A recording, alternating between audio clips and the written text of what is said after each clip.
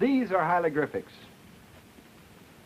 They're a part of the writing system used by the ancient Egyptians at the very dawn of history. In just a moment, we're going to show you how symbols like these developed into the alphabetic writing system that we have today.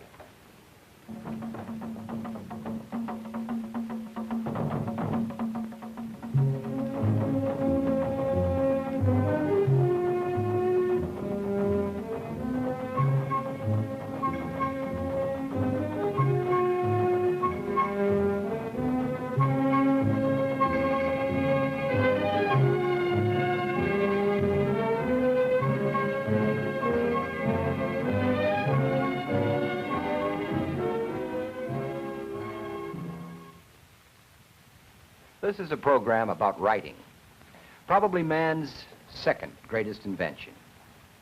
Now, the idea of trying to represent speech in some graphic form, in some written form, in some scratched form, has evidently occurred to men over and over again.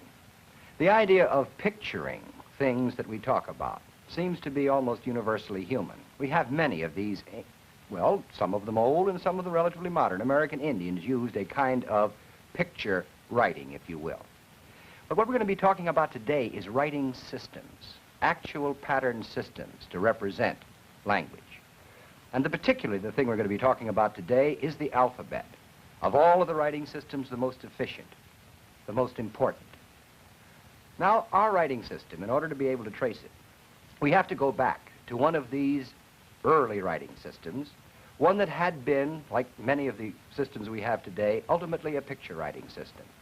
We have to go back to ancient Egypt, where we have a certain kind of writing system which has fascinated people for a long, long time. The hieroglyphic writing system. Now, I suppose most of us, when we think of the hieroglyphic writing system, actually think of it as a series of pictures, completely a picture writing system. But it wasn't just that. Although actually there were, of course, picture symbols, if you will, ideographs or ideograms in this writing system. These were the hieroglyphics we had on the board just a moment ago, at the beginning of our program. And of course there were pictographic representations of relatively concrete things. The soldier, the eye, a picture of an eye, a giraffe, a corner, a loaf of bread, a plow, the sun. But also there was in this particular writing system an ability to represent actions, to fly, to eat, to go, to weep, with the tears coming out of the eyes, to walk, one leg. And then, too, there were actual pictures that represented concepts, if you will, or ideas. To find, here's a bird getting a worm. South, the plant turned this way. To lead, the symbol of a this was a ruler's symbol, and this one to rule, a scepter. And then cool, actually water running out of a vase, old age.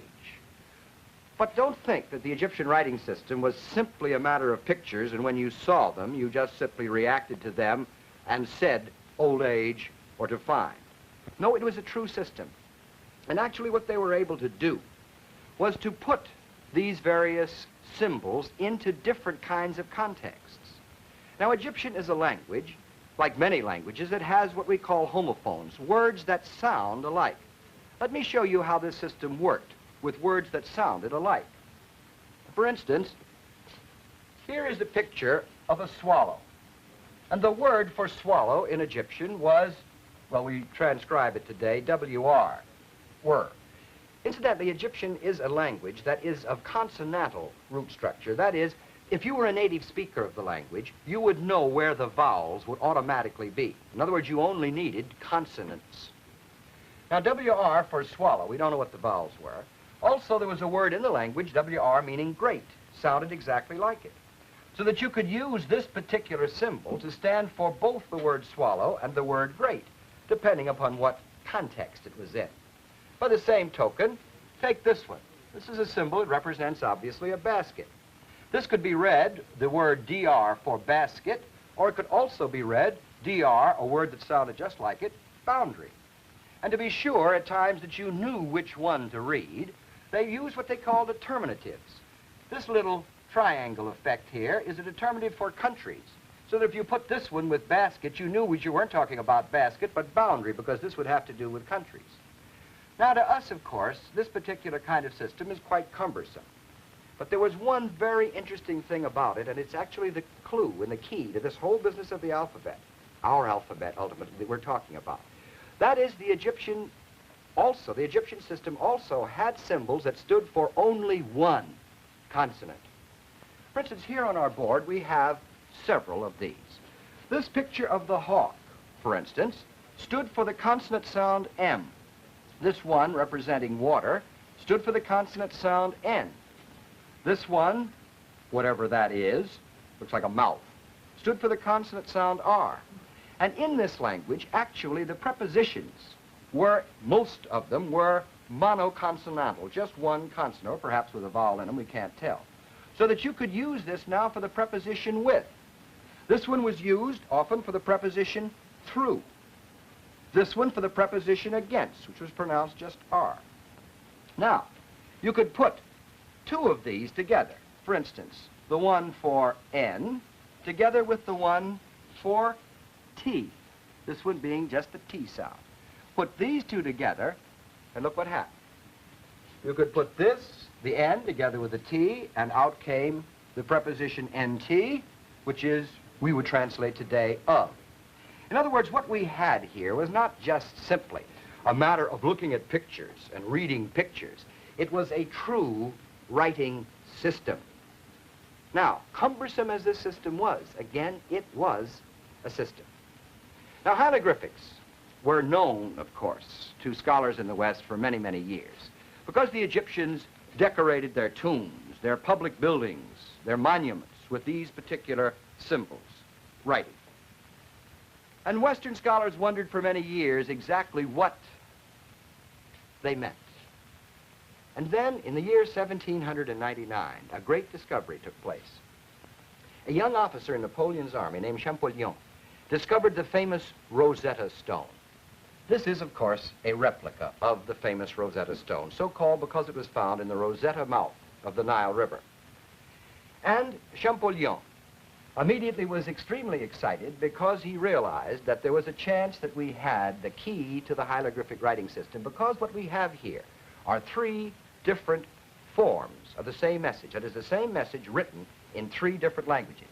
Here is the hieroglyphic. And below it, demotic, a very modern form of ancient Egyptian, if you will, that scholars already knew how to read pretty well, written in the demotic script. And below that, the Greek, which of course scholars knew extremely well. And it was found that the demotic and the Greek said the same message, and it was assumed, therefore, that the hieroglyphic said the same message.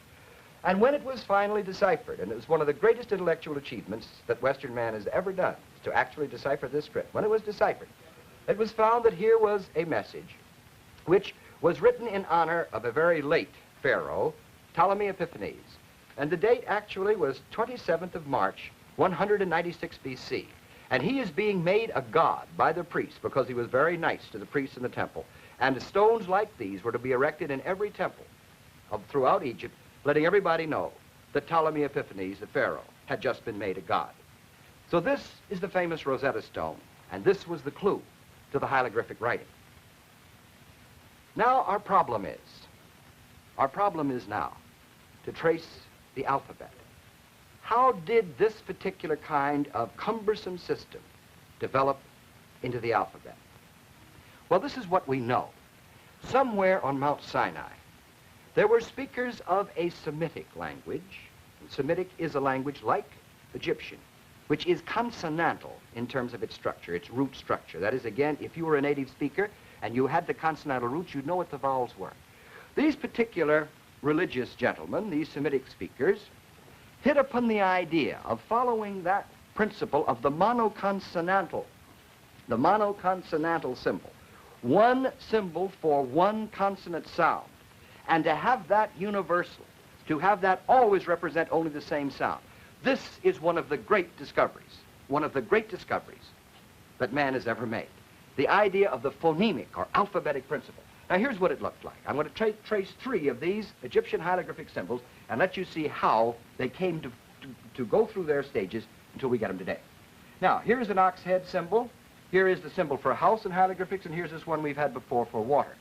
Now, in the Mount Sinai script, about 1500 BC, here is the way the ox head looked, and here's the one for house, and here's the one for water. But now, these things were standing for the first consonant only of a word.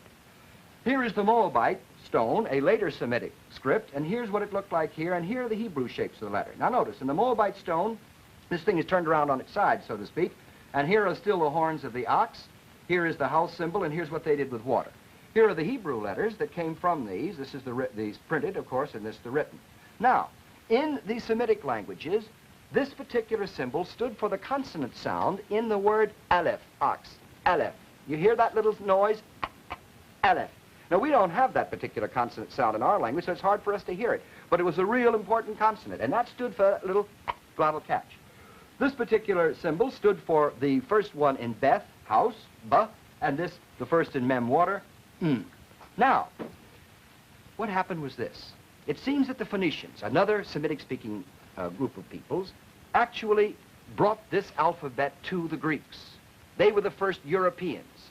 This idea of a consonantal script now came into Europe, and here is our first step of its history, came into Europe through the Greeks. Now, the Greeks didn't have any aleph, but they needed symbols for vowels, because Greek, being an Indo-European language, the vowels can't be predicted any more than they could in English. So they took this symbol, now turned it around this way, and it looks very much like our A, you see. Here are the horns of the ox down here now. And they said that will stand for alpha, the A sound, not the consonant. So this was a vowel sound, but the B for beta and the mu, this M for water. In other words, now we have a better kind of alphabet, one that has both representations of consonants and vowels. Now, the Greek form of the alphabet spread throughout Europe in two forms, an East Greek form and a West Greek form. Now, the East Greek form is responsible for the alphabet used by the Russians, the so-called Cyrillic alphabet. Now, for instance, here are the representations of the symbols in the ancient Greek, alpha, beta, gamma, delta, epsilon, kappa, lambda, mu, and so on. Notice this particular symbol here looks to us like a P. That's rho, stands for R, and this is the PH. Here's the small business, alpha, beta, gamma, delta, of the modern Greek script, the small letters. And here's the Russian alphabet. Notice, alpha, beta, gamma, shapes very, very similar. In other words, the Cyrillic alphabet used by Russian and the Slavic is very close to the East Greek form, which was the one that stayed more or less in Greece. But our alphabet actually comes from a West Greek form, one that was brought to Italy by the Etruscans. And the Romans, when they learned to write Latin, learned from this West Greek form. Now, to trace the alphabet further in Europe, the Germanic-speaking peoples first wrote their language in a combination of these. Now, you may remember that we talked about Gothic, Gothic being the oldest text, that is, the oldest text we have of any Germanic language being Gothic, by this Bishop Ulfilas, who actually invented, if you will, a writing system for Gothic in the 5th century that combined both East and West Greek forms, both the Latin, so to speak, and the Greek alphabets. For instance, this one is definitely from the Greek, this lambda-type symbol here, and this one is definitely from the Greek, looks like Greek psi. This one looks much more like a Latin letter, and so on, as does this, although it could have also been a Greek. In other words, this particular alphabet of this beautiful manuscript was a combination of both, but most other Germanic speakers used a writing system called the runes. And scholars don't know exactly what is the history of the runic alphabet. Here's what it looked like. This one here is the symbol for F. This the U, this the thorn, the TH symbol. Looks like a thorn on the side of the branch of a rose tree. And you will notice that these particular, this is an R, and it's a perfectly good R, as we can recognize that one right away. You'll notice that they're very angular because the runes were first carved in wood, and because of the grain of the wood, the shapes of the letters were this way rather than that way, easier to carve. So here is an alphabet, if you will, that comes from either one or both, and scholars don't just know. And incidentally, here under it is one of the oldest inscriptions in any Germanic language. This was found in Denmark, this particular inscription, around a drinking horn. And we don't know whether it's a North Germanic language or a West Germanic language. Scholars are still in doubt, but we do know what it says. It says, Ek Clewagastes Holtingar Honna Tawido. I, Clewagastes, famous guest, Holtingar, of the clan of Holt, Horna Tawido, made the horn. So we will find then, we do find our own Germanic languages first written in these very interesting rooms. But after the Christianization of most of the Germanic speakers, they used the Latin alphabet, and the Latin alphabet, of course, is the one we use today. Now let's go back in time again for a moment and trace the history of the alphabet, not through Europe, but through the rest of the world. Remember, the alphabet seems to have been the invention of Semitic-speaking peoples. So we are not surprised to find, then, that it was a Semitic group, the alphabet of a Semitic group, that has spread very far and very wide to the east. I'd like to show you now the Arabic letters, some of them. It is the Arabic alphabet, perhaps, that has been the one that has been most widely spread. Now here is the first, well, a symbol in the Arabic alphabet, if you will, the one that stands for this glottal catch, this aleph business again, and also for a long A. Here's the symbol for B. Here the one for L. Here the one for N, and here a vowel symbol written above. This is for U. This is just an idea to give you some of the letter shapes of the Arabic alphabet, which starts here and goes this way rather than the way ours goes. Now, these shapes might not look very much like those hieroglyphics, but actually this thing is an alphabet, very definitely. Once the alphabetic principle is understood, actually the letter shapes become relatively unimportant. And this particular form of an alphabet goes back again directly to that Mount Sinai business and the hieroglyphics before it. Now, there's some other kinds of writing systems outside of the alphabet. Oh, incidentally, I should tell you that the Arabic not only is used to write Arabic, but also Old Turkish before Ataturk, who use now, and Turks now use the Latin alphabet, Persian, Urdu, which I'm going to talk about in just a minute, and Malay. In other words, this form of writing has spread quite far in Asia and to the east. But there's another kind of writing system I'd like to talk about right now, outside of an alphabet, and also a combination of it and the alphabet. And this is the syllabary. Now, a syllabary is a writing system that actually uses a consonant sound and a vowel together. So you have one symbol for ba, one for na, one for ma, one for mu, one for pu, and so on. Consequently, you get a great many more symbols in your writing system than you do if you simply use an alphabet. Now, one of the most interesting syllabaries that I'm going to talk to you about and show you in just a minute is called Devanagari, which is a Sanskrit word which means holy city. And this was the particular kind of syllabary and alphabet that was used to write ancient Sanskrit. Now, interestingly enough, in India today, the Arabic alphabet is used to write one form of what we call Hindustani when we look at it as a spoken language, and the Devanagari used to write another form. In other words, we have one spoken language in several dialects called Hindustani. But when it is written by people who are mainly Muslims and have a Persian influence in their vocabulary, it's called Urdu and is written in the Arabic alphabet. When it's for Hindus who have more Sanskrit words in their written language, it's called Hindi. Let me show you what this particular thing looks like. What I have here are two words in Hindustani, the spoken language underlying these two, the word bap for father and the word bulna, meaning forget. Now look what happens. In the Devanagari itself, what we have is a syllabary. This particular thing represents a B. If I don't put any mark after it, I'll read the vowel sound ah right with it. Notice, this would be bop. This is a long ah, and this is a P, but would be read pa if I didn't have that little mark under it. That little mark tells me I shouldn't say bapa, but should say bop. Here's what it looks like in the Urdu. Bulna, meaning forget. Again, the Devanagari, this is a BH and this is a U. This is an L, so I read bul, na. And since there is no mark under that, I don't read it na. I read it na and don't read it bul, but bulna. In other words, a combination of syllabary and alphabet. Now I want to show you another very interesting writing system. And this writing system, of course, is the Chinese characters.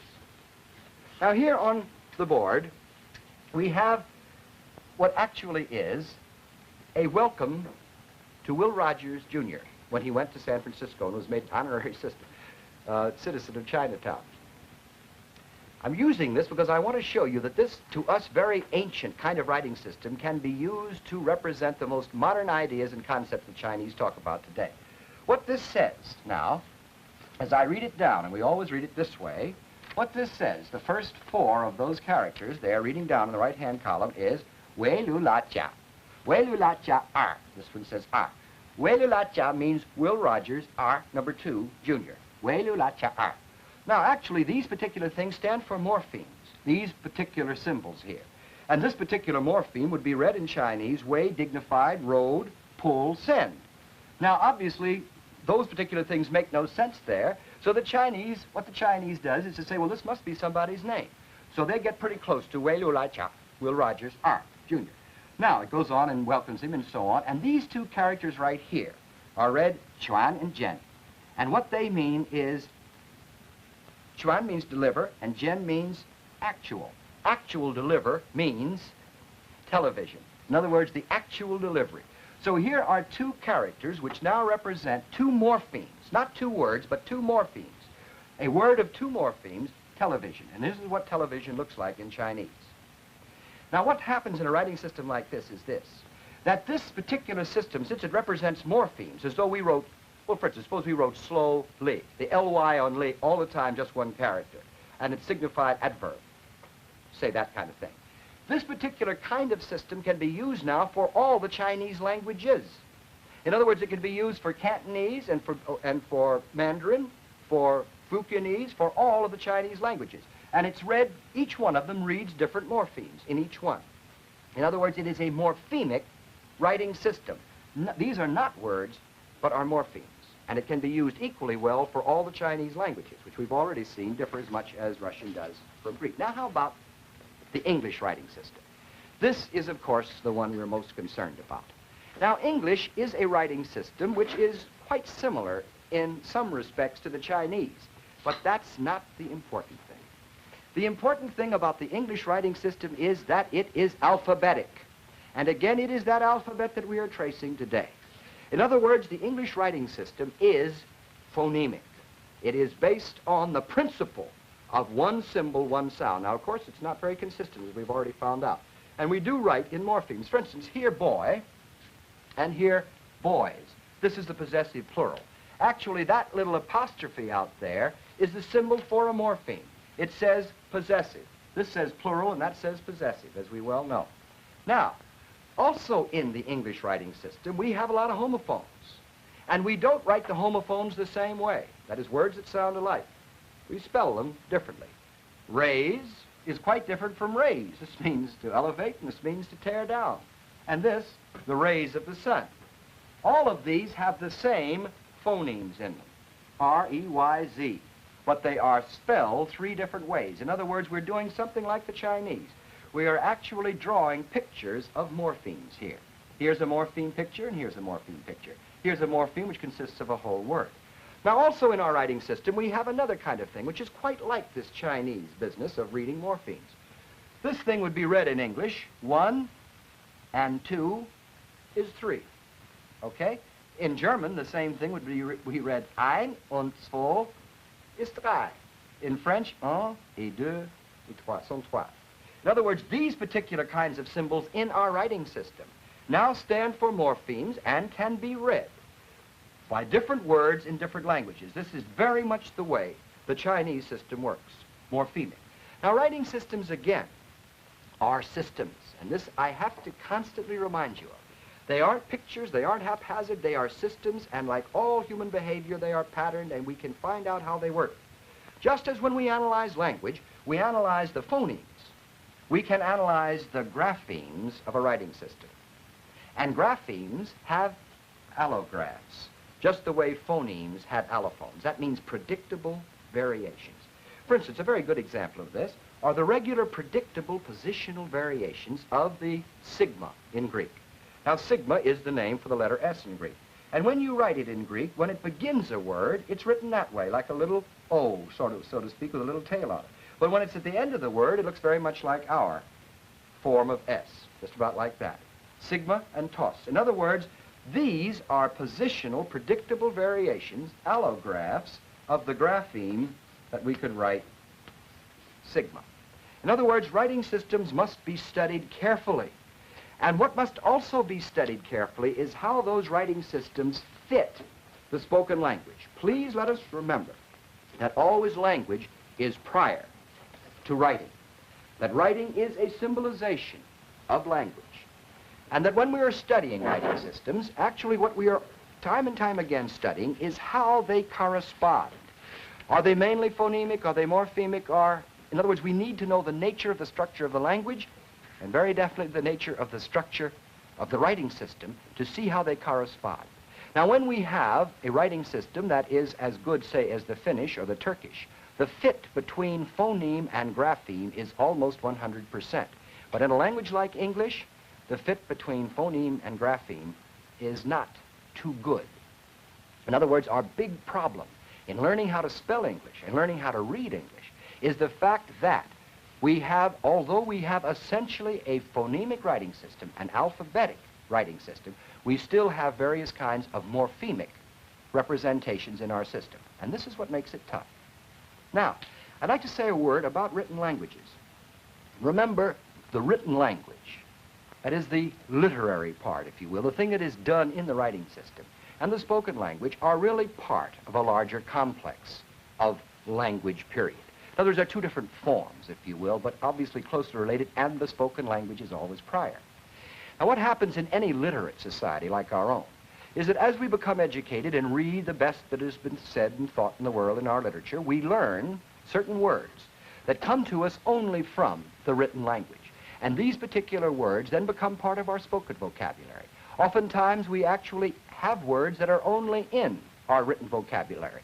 They aren't in our spoken vocabulary. And sometimes when we bring them over, we don't know exactly how to pronounce them because we've never heard them before. But here's the important thing. Written language is constantly influencing spoken language, and spoken language is always prior to written language. So you get a sort of feedback, if you will. And as people become literate, more and more people become literate, we find that the spoken language becomes more and more uniform. Therefore, the connection between the written language and the spoken language is extremely important. Now, what we try to do today, and very rapidly, of course, is to summarize for you the history of our alphabet, and at the same time showing that it started with the Egyptians, and from this famous and amazing hieroglyphic writing system, cumbersome as it was, to show you that the alphabet was invented only once, and then spread to the east and spread to the west in the various forms that we have. The alphabet also, the most important, obviously, writing system we have and the most efficient writing system. But there were other writing systems. We talked about syllabaries, and we talked about the famous morphemic writing system, the Chinese, which is oftentimes thought of being a word writing system, but which is not, or a picture writing system, which it is not, but a morphemic writing system. In other words, we've talked about writing systems, we talked about how they are in allographs, how we have graphemes and allographs and so on, but mainly the alphabet is what we're concerned about. Now, on our next program, we're going to be talking about the whole matter of the application of linguistics to the teaching of reading.